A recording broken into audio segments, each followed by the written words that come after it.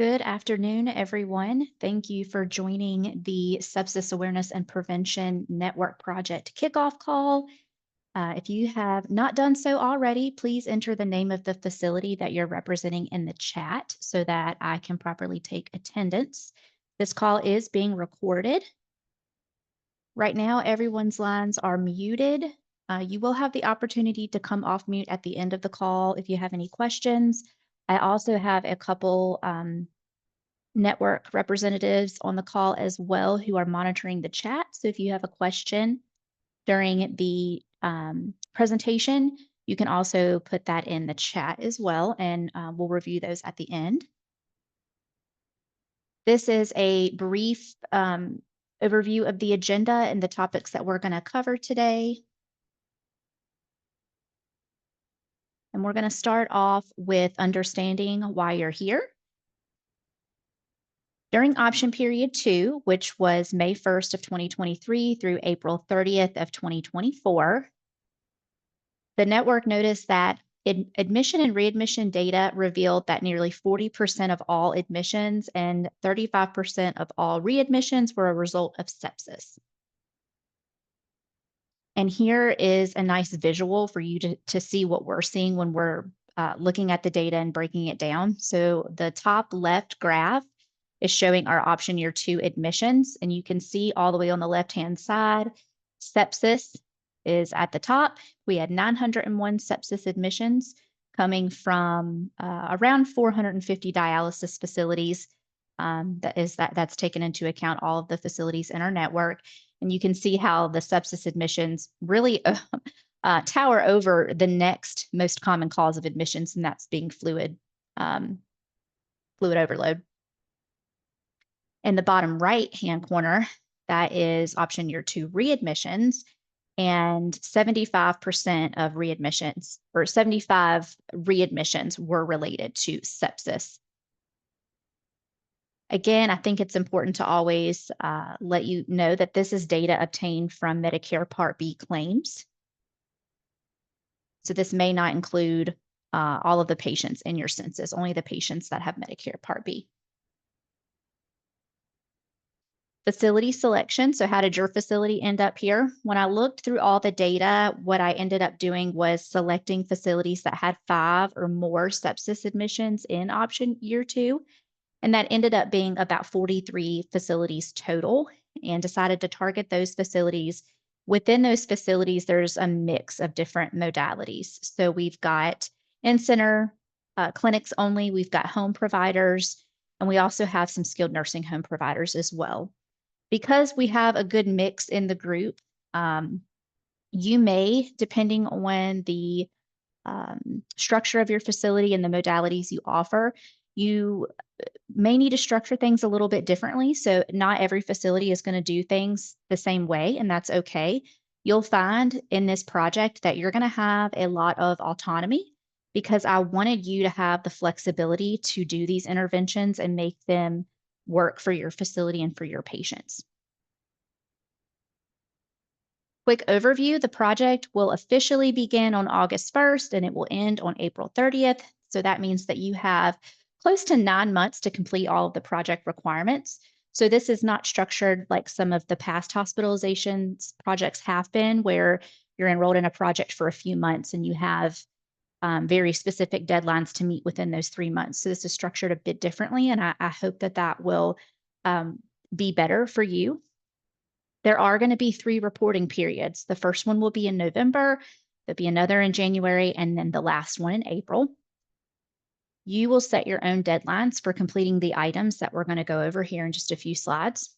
And the ultimate goal of this project is to bring sepsis awareness to the forefront, just get everyone talking about it, patients talking about it, knowing a little bit more about it, getting the education out there, but also getting it in front of your staff members as well. So anybody that touches a dialysis patient will get some type of education and awareness in these next 9 months.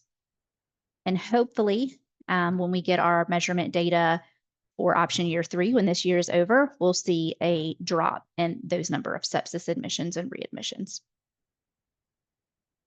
So the interventions are broken down into two different buckets. The first one being patient education and awareness, and the second being staff education and awareness. So when we talk about interventions, the first set are patient education interventions. The first thing is to distribute the sepsis stoplight tool to all of the patients and make sure that you review it for understanding that they understand the terms that are in the stoplight tool, how to read it, how to navigate it. And throughout the 9 months, don't forget to distribute that stoplight tool to any patients that are admitted throughout those 9 months. The second intervention will be to create a sepsis awareness slash educational bulletin board um, with the incorporation of being transparent about the infections in your facility and the vaccinations. A couple different ways you can do this. The first, if you have a board that you typically do education on, like in the lobby, you could put it there. You could also do it on a trifold board so that you can pick up the board and move it around and maybe educate patients when they're chairside. A trifold board may also work better for facilities that are in nursing homes, and maybe you have to travel to different nursing homes to do treatment. It may be easier to transport a trifold board versus doing a separate board at each facility. You can absolutely do that as well. For transparency regarding infections and vaccinations, what I'm talking about here is displaying things that patients can see and start asking questions about. So we'll provide for you when they're available vaccination posters so that you can shade in the percentage of patients and staff that are vaccinated for flu when flu season rolls around, for pneumonia, but also transparency regarding the infections in the facility. So you could use CDC's tool, the days since the last bloodstream infection, and you can have someone update that on a routine basis.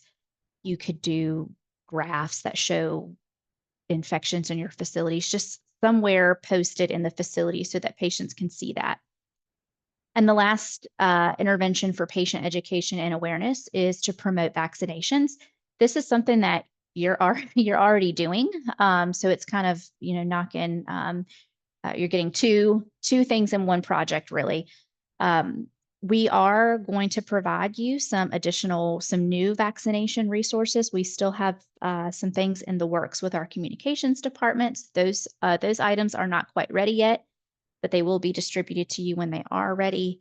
And the main thing with vaccinations is helping patients understand the risk of sepsis related to being unvaccinated. So if you don't get your pneumococcal vaccination, you could end up with pneumonia. It may not end up as sepsis, but it could. It's definitely going to increase your risk of being septic from pneumonia. Same thing with COVID, same thing with flu. For the educational boards, I am going to provide everything you would need to put on a board. After the call is over, I am going to email you out a project packet. In that project packet is going to have all of the resources that you would need, including pictures, examples, links to websites that you can print stuff off to put on a board. You can still go out and find your own stuff to put on the board, but if you just used the packet that I'm going to provide to you, you'll have everything there that you need to put it together.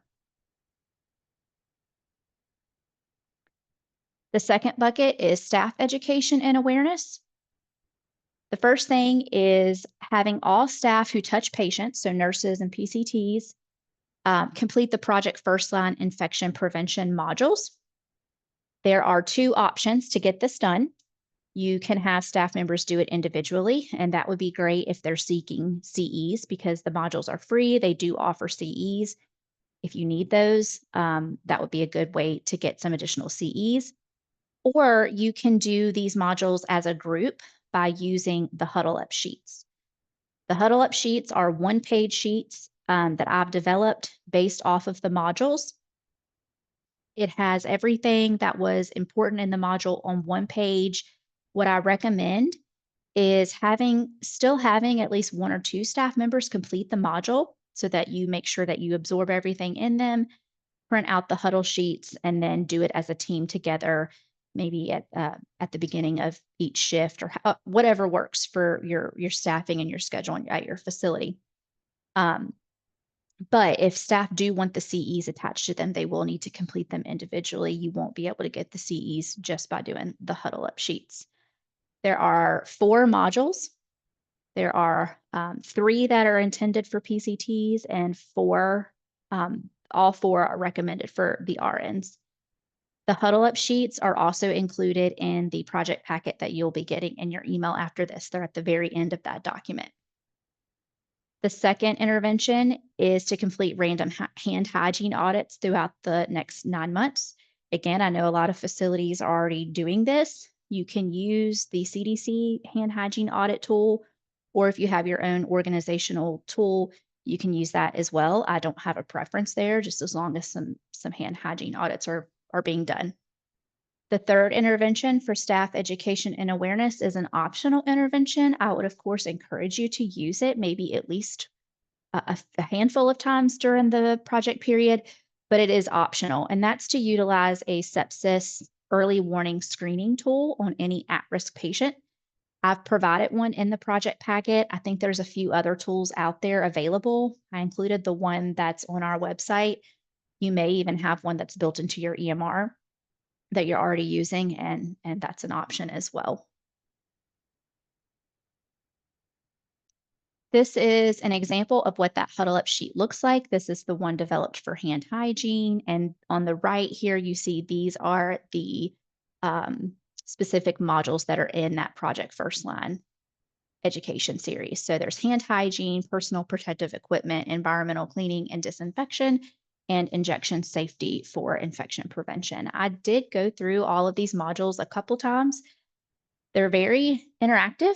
I actually enjoyed them. You have to click on different things throughout the modules. There's some really good videos in there along with some patient stories. They included dialysis patients in the modules. So I thought that was really neat. Okay, data review, tracking, and reporting. We have new hospitalization reports that are going to start coming to you next month. And I have an example of what that will look like on the next slide. Right now, when you look at the dashboard, when you flip to hospitalizations and you're looking at those admissions and ER visits and readmissions, right now you're only able to see the number of admissions or ER visits that you have. In our dashboard, you're not able to actually see what the admissions were for, who the patients were. So we've gotten a lot of feedback over the last year of facilities that say, when I look at the dashboard, I really wish that I could see a breakdown of who the patients were. So we took that and we've developed a detailed report. The only thing is it will have to come in an email from me. It will be a secure file transfer email. And it'll come from a weird looking email address. I'll show you what that looks like on a couple slides.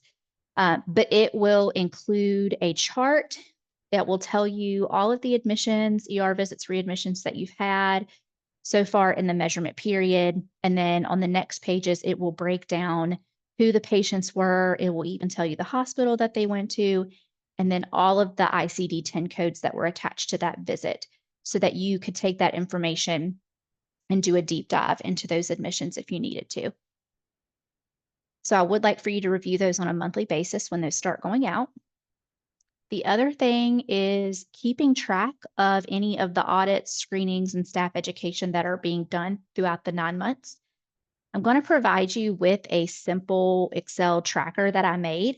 You don't have to use this to track this stuff.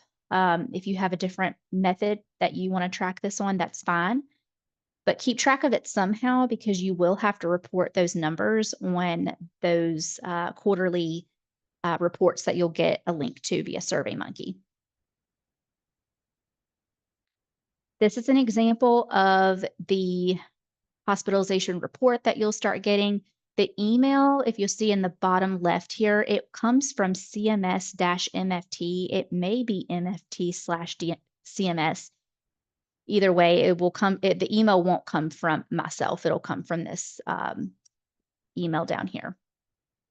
The first page is the chart. So you can see this sample facility right here. In May, they had 1 admission for a blood pressure issue, 1 that was fluid balance related, and 2 that were infection related. And then in the following pages, it will break down the patient, date of birth, admission date, discharge date, the hospital that they were at, and then all of the codes that were attached to that visit. Bear in mind that when we receive the data from CMS, we are only, it ends up in the data set because of the very first code that's listed. So for this one, it popped up in our data set because we track this I-161, which is a hypertensive emergency. I can see the rest of the codes, but these codes don't. For example, if end-stage renal disease was the first code that was listed, then the patient wouldn't have ended up on my data set. On the left is an example of the tracker that I'm going to send you. You can use it if it helps you keep track of that stuff. You don't have to use it. And then on the right is an example of the check-in reporting that you'll complete, the first one being in November. Most of the questions are yes, no. There are a couple on here that are going to ask you to provide numbers. A few tips for success. I think it's important for everyone in the facility to be aware that you're enrolled in this project and the importance of it, what it means. I also will be sending out a one-pager with some rollout suggestions. I think the most important thing is make sure everyone is involved. Even if they're not touching the patients, they can still help in some way. Maybe you have the secretary print the stoplight tools and distribute those to the patients as they come in the door. However it works for you to get the interventions completed. But just make sure everyone has a hand in it. You're absolutely not meant to do this solo. You should have help. Delegate, any task that you see appropriate. It would also be helpful, I think, if you identify a staff member to champion each intervention. So maybe you have a specific PCT that is very creative, or maybe you have a secretary that's very creative and they're in charge of putting the board together for you. That would be a good example of a good task to delegate. And the last thing I would suggest is setting intermittent goals or deadlines for each task. So maybe you have a goal that you're going to complete the board by September 15th, or you're going to try to have at least half the staff complete the education modules by November 1st. I am not assigning specific deadlines for the interventions for you because I wanted you to have the flexibility and the autonomy to decide that for yourself and what's going to work best at your facility. The only thing I care about is that it gets done by April 30th, but set some goals for yourself so that you don't get too far behind. So resources, again, in the project packet that I will send out shortly, every resource will be provided to you. So material, ideas, and pictures for the boards, all of the audit tools, the sepsis stoplight tool, any CDC poster that I mentioned, and then of course, vaccination material. The idea is that I tried to make it very easy for you, that you wouldn't have to go out and search for these things, that I would give you everything you need and hopefully make it a little bit easier for you. I do want to throw in a little blurb about Sepsis Awareness Month. So that starts September 1st. The network is actually going to be running a month-long campaign in September. One of the activities we're going to be doing is a facility bingo card. There's going to be a chance to win a prize. We're also going to have some weekly prize drawings. Participation in this campaign is voluntary, but what I will say is that because you're enrolled in this sepsis project, Some of the activities that you're already gonna be doing as part of the project are on the bingo card, so you would have, an advantage there. More information about the sepsis campaign will start coming out probably mid-August. I do have a couple 3 polling questions actually, so I'm gonna launch a poll real quick and give you guys a minute or so to answer these questions. You should be seeing them on your screen now.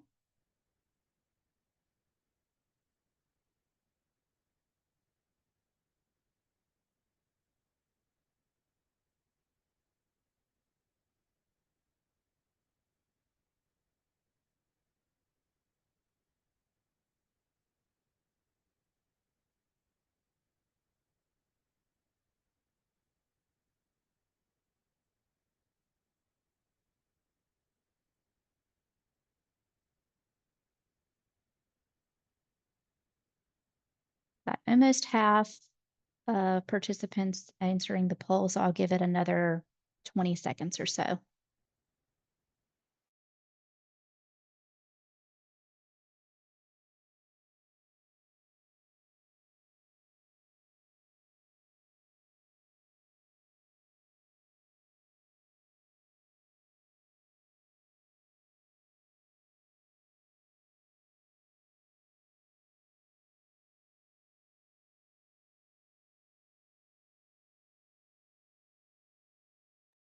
Okay, it looks like most everyone has answered. I'm gonna end the poll and then share the results.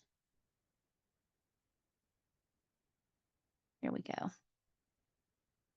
So most everyone said that your facility does already implement these activities, which is good to hear. So it will be a lot of reinforcement and just reporting on the activities that you're doing.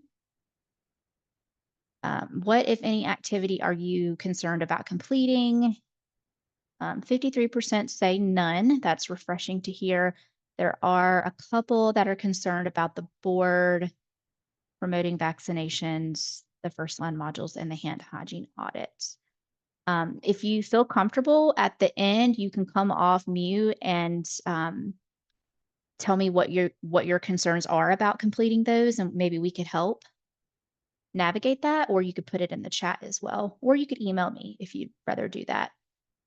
And then the last question, has your facility ever participated in any Sepsis Awareness Month activities? 88% say no. There are a couple that say yes. Right.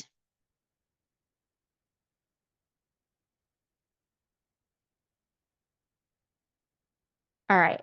I will leave it open for questions. And I also noticed that there is someone called in, and I want to make sure that I take attendance correctly. So the person who's called in, if you're able to use the chat, if you can tell me who you are, or you can come off mute and let me know who you are, just so I can mark you.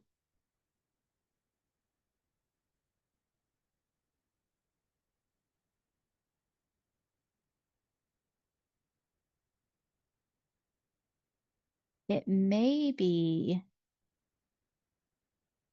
Christina, maybe have Christina Mansfield. I wonder if it's you that's called in because of your audio. I'm just going back through the chat now.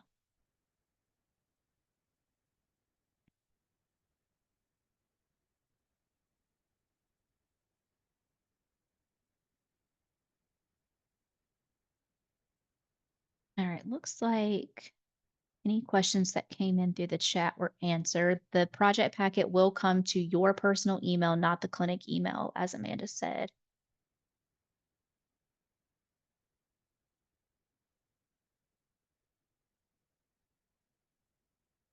All right. Any other questions? You can come off mute or you can put them in the chat. If you haven't done so already, make sure you put your facility name in the chat so that we can take attendance.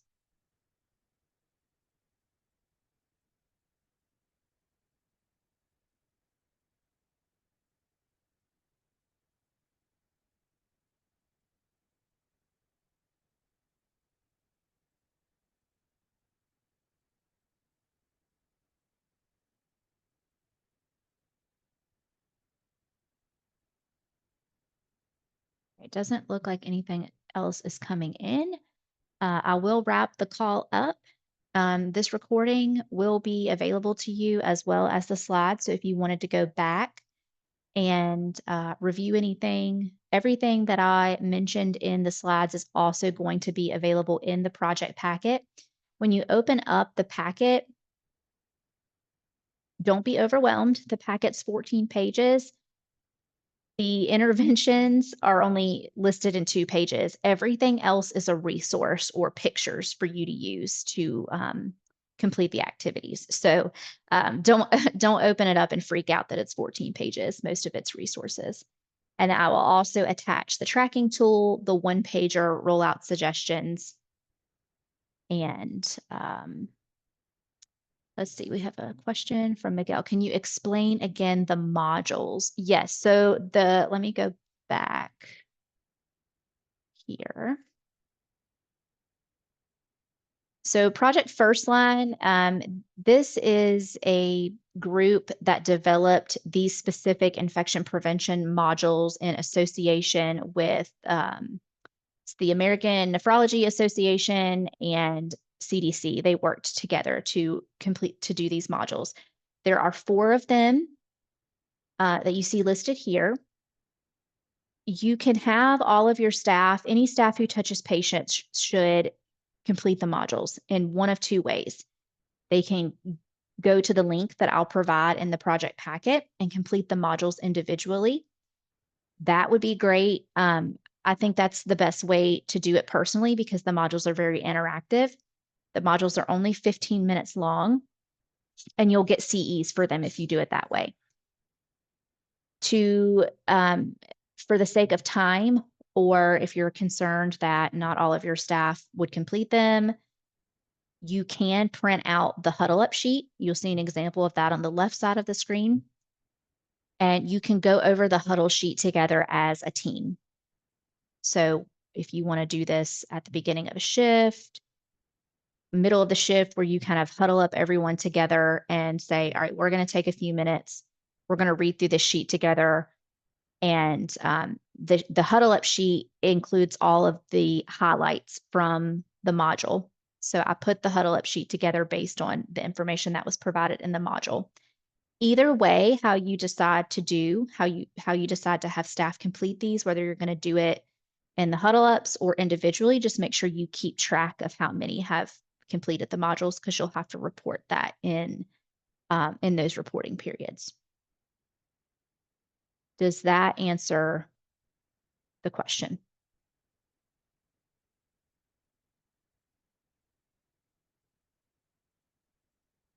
Awesome. Okay, anything else? If there's a question that you're not comfortable coming off mute or asking in the chat, you can always email me as well.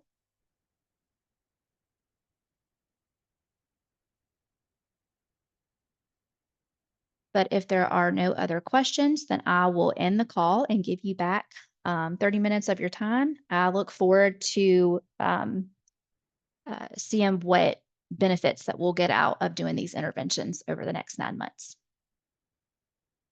Thanks, everyone. Take care.